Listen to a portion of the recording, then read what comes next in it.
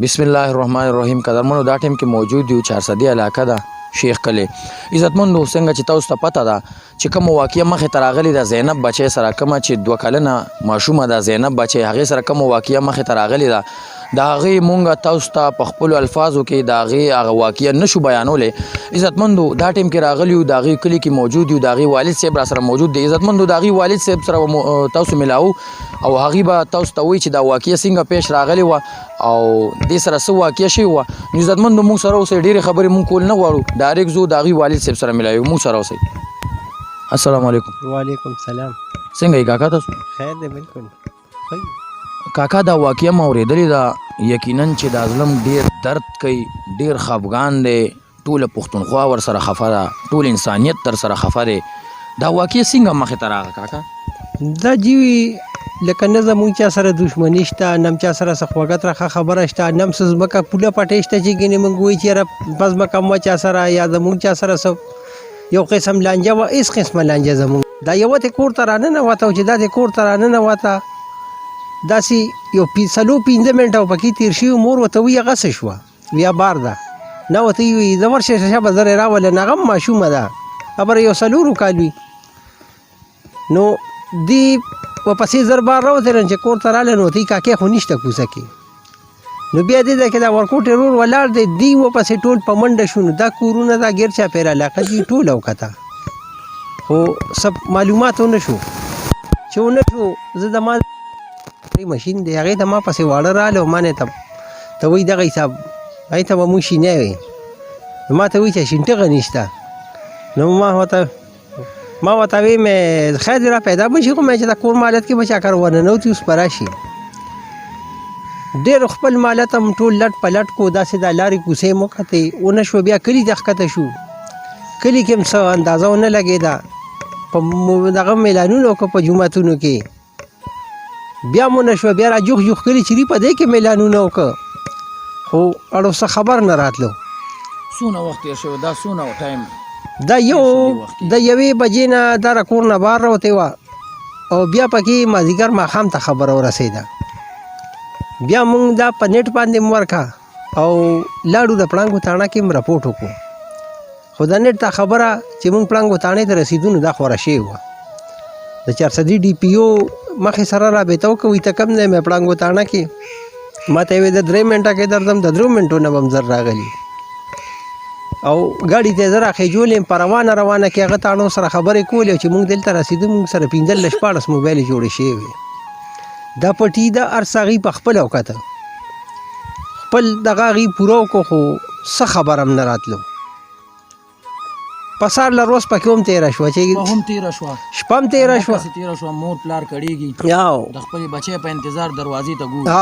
او په بله ورځ مازدیګر 4 بجې د دې دلته یو هلک خلکو وایي دا لیونی دی، لیونی نه دی، روغ جوړ دی. هغه ځان سره یو هلک ګیاله بوتل لري لکه پسه چلې ورته دا خوله، هغه یې ګیا ته کېنولې دی او داسې دې تاوېده را تاوېده. نو ناګهانه ورته وایي چې دلته ماشومه پرته ده. بیا هغه ورغلی دی خو جوخ وله نه دی ورغلی، لکه هر سړی د یارې جوخ نه ورځي چې سبا را دې معلومات کېږي دلته څوک ګرځېدلي څوک نه دي ګرځېدلي. راغلی دلته جومات استاذ ته وویل، د جومات هغه استاد رنګ وکړو، یاره یو سړی ماله رالو چې دې ځای کې دې پټو کې پرته ده. پولیس والا خو هم په پټو کې مو په هغه کې مو ټولو ته خبر وشو، هغه ځای ته هم ځان ور ورسو چې ورلو دا پرته وه، جامې مامې و پورې نه وې، مخ سره ټول په خاورو کې لړلي وو. پولیس والا چې دي نو دا هم ډېر په بد دغه شو چې هلکه دا څنګه چل شوی دی. نو لکه ما خو په خپل ځاني نه دي لیدلې، مونږ خو باندې خو تورې نورې وې، خو لکه دې پولیس والاو کې یو داسې دی چې هغه اوس هم په هسپتال کې دی. هغه وایي چې د دې دا لاس قدرتي روچت شو، د دې په دې مخ باندې کېښودی شو.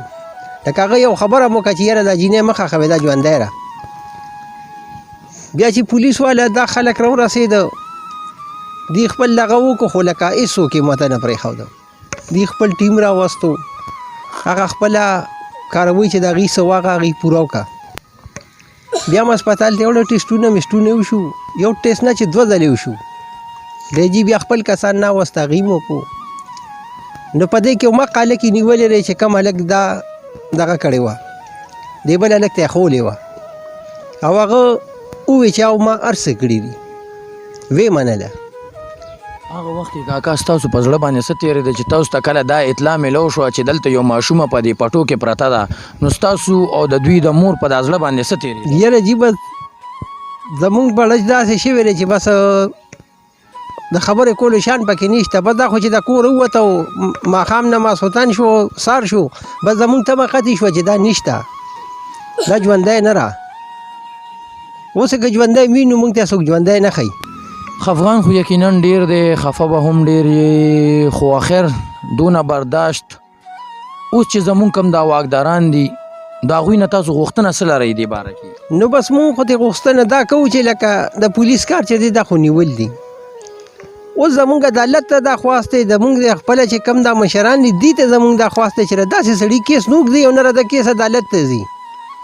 بدله داسې په یو چوک کې او سریام پنسي ورکول پکار دي چې دا نور خلک هم ته عبرت والي. ګینې زمونږ سره خو شوه یا سخته وه یا نرمه وه تېره شوه خو د دې نورو خلکو به څه لاري.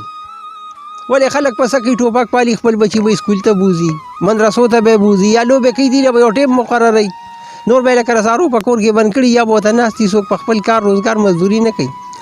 نو دې خوا ته چې داسې وشي چې دوی له سنګینه سزا ورکړي نو دا نور خلک چې دي دوی خو به ترې پامن شي که نه. زه په موږ خو تېره شوه یا نن دی یا سبا دی د خلکو غم به ختم شي زموږ خو د ټول عمر دی خو چې نورو خلکو ته خو د ټول عمر جوړ نه شي که نه.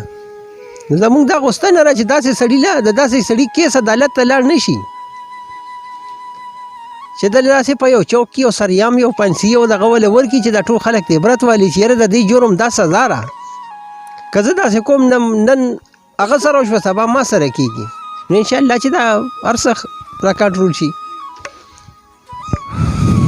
کاکا واقعه خو شوه هر څه وشو کله چې زینب بچی تاسو ته حواله شوه بیا ستاسو یقین راغو چې دا زموږ زینب بچی ده او دا ټول هغه چې څنګه موږ په پټي کې ما ورته وکته نو هغه غلطېده نه لکه هغې ته به یوازې موږ نه چې په دې کلي کې را څونه خلک وو هغې ته به ټولو ګوډی وي بیا دا ګوډی را دومره ښایسته وه ښایسته وه هغه دا په دې تصویر کې خو چې د موبایلو کې په دا تصویر دا کوم راغلی دا خو په یو ساده موبایل و بل تصویر هم کور نو یعنې دا دونه ښایسته وه چې دې ته به دې وکته نو دې ته خلکو ګوډی وي وایي دا ګوډی را لاړه هغه ګوډی لاړه یو ظالم یو درنده د خاورو د لاندې کا نو که داسې زمونږ ګلالي ماشومان ورسره خلک دغه رنګ واقعې کوي نو تاسو دغه زمونږ حکمرانانو نه کم خلک چې تاسو ویني دوی نه څه غوښتنه لرئ چې آیا دا دې جیل ته شي یا نور څه یا سریام پانسي ته غواړي؟